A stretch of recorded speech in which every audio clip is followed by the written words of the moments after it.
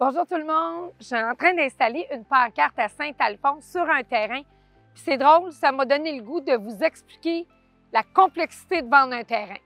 Donc, vendre un terrain, on peut penser que c'est la chose la plus simple qu'il peut y avoir en immobilier.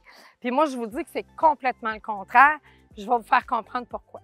Quand on achète une maison, la ville a déjà tout approuvé. Où elle est implantée, est-ce qu'elle est assez proche des lignes, est-ce qu'elle a le droit d'avoir un cabanon, la hauteur de la maison, la grosseur de la maison, le produit unifamilial, bifamilial. Tandis qu'un terrain, tu te dois de faire toutes les vérifications. Toutes les vérifications sur la grandeur du terrain, qu'est-ce qu'on peut construire sur ce terrain-là, qu'est-ce qui est le zonage, qu'est-ce qu'il y a autour de la propriété. Une autre chose, est-ce qu'on a l'aqueduc, est-ce qu'on a les égouts? Bien là, si on ne les a pas, il faut faire des tests de sol. Combien va coûter la fosse septique? Est-ce que ici, c'est un terrain rocheux ou est-ce qu'on va avoir une écoflow, exemple, mais sortie du sol parce que ça coûte trop cher à creuser? Il y a tellement de contraintes qu'il faut penser. Est-ce qu'il y a un ruisseau? S'il y a un ruisseau, juste un ruisseau, ça nous amène à avoir une bande riveraine. Donc, est-ce que c'est une zone humide? Est-ce que c'est une zone protégée? Donc, j'ai déjà eu un terrain à vendre que c'était vraiment particulier parce que il y avait des oiseaux particuliers qui devaient faire leur nid. Donc, on ne pouvait pas couper d'arbres entre telle date et telle date.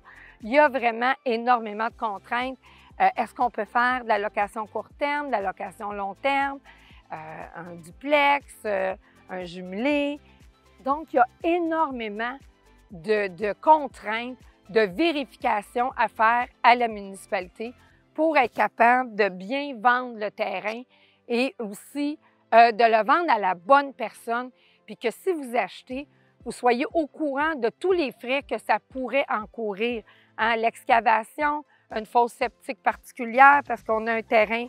Donc, si vous achetez un terrain, je dis un prix comme ça, vous achetez 100 000 $, mais il se rajoute un autre 100 000 $ de frais avec la fosse, le puits, il faut dynamiter, votre excavation, un chemin pour vous rendre à la propriété.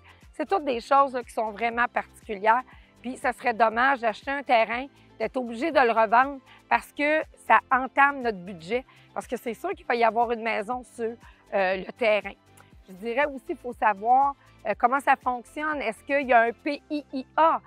Est-ce que c'est quoi ça, un PIIA? Bien, ça nous dit sur ce terrain-là, c'est tel type de propriété.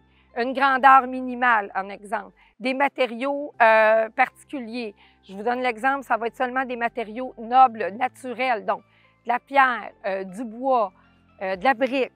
Pas de vinyle. Il y a un secteur, je me rappelle, on avait construit, c'était 1000 pieds carrés au sol, minimum, excluant le garage, parce que c'était un domaine raffiné où on voulait avoir un certain type de propriété. Donc, comme vous pouvez voir, c'est vraiment compliqué. Une nouvelle chose aussi qui est arrivée, l'OACIQ, Organisme d'autoréglementation du courtage immobilier du Québec, qui est celui qui, c'est notre police, pour vous, c'est votre protection du consommateur. C'est eux qui émettent nos permis, c'est eux qui gèrent la loi sur le courtage parce que c'est une loi, le courtage. Donc, nous oblige maintenant à faire ce qu'on appelle une déclaration vendeur. Moi, je me suis toujours servi de la déclaration vendeur depuis aussi longtemps que je vends des terrains parce que je trouvais ça le fun de protéger le vendeur en divulguant qu'est-ce qui concernait le terrain. Est-ce qu'il y a l'Hydro-Québec? Est-ce que c'est rendu?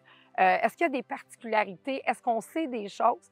Donc, c'était un formulaire qui protégeait le vendeur, mais aussi l'acheteur parce que ça lui divulguait plein de choses à savoir, importantes à savoir. Donc, maintenant, c'est obligatoire pour tous les contrats là, qui ont été signés à partir d'une date X là, au mois de mai.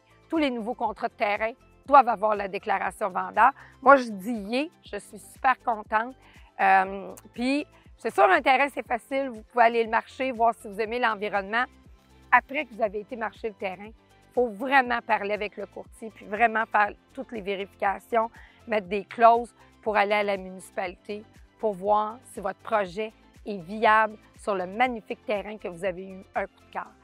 Je vous le dis, essayez d'acheter avec quelqu'un qui en vend plusieurs, qui a des connaissances et des compétences pour la vente de terrain. Vous avez des questions? Appelez-moi, textez-moi.